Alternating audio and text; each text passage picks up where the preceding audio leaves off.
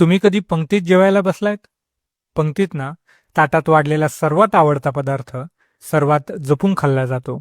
बऱ्याचदा सर्वात शेवटी खाण्यासाठी राखला जातो. मला काही कविता संग्रह त्या पदार्थासारखे वाटतात.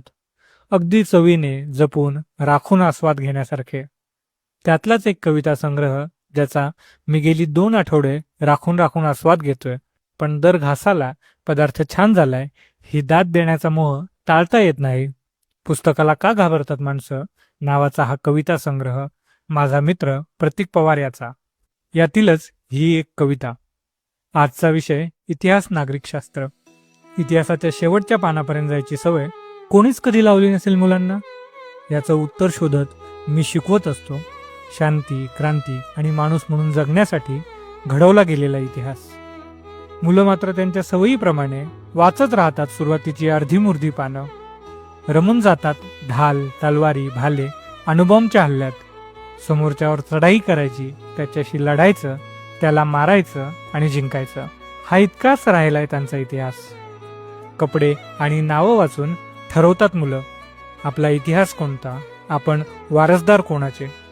आणि तेच पाहून ओरखडतात चित्रावर उभ्या आडव्या रेषा क्रूरपणे. जुना बदला घेतल्याचं समाधान मिरवत. हातातला पेन करू लागतो क्रूरतेने वार. तेव्हा पलटतच नाही मुलं पुस्तकाची पुढची पानं. उपेक्षित राहतो पुढे असलेल्या संविधानाचा गाभा. विसरून जातात मुलं आदर्श नागरिकांची मूलभूत कर्तव्य. राहून जाते लोकशाहीची होणारी तोडकी मुडकी तोंड ओळख. शस्त्रांच्या आवाजात मुख होऊन जाऊ नये नागरिकांचं शास्त्र.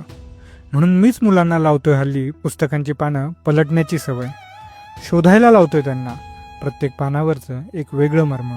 इतिहासाची कारणं, संदर्भ, गरज आणि भूमिकाही या साऱ्यांची उत्तरं त्यांना सापडली की आपोआप फिरू लागतात त्यांची बोटं नागरिक म्हणून जगवणाऱ्या अक्षरांवर.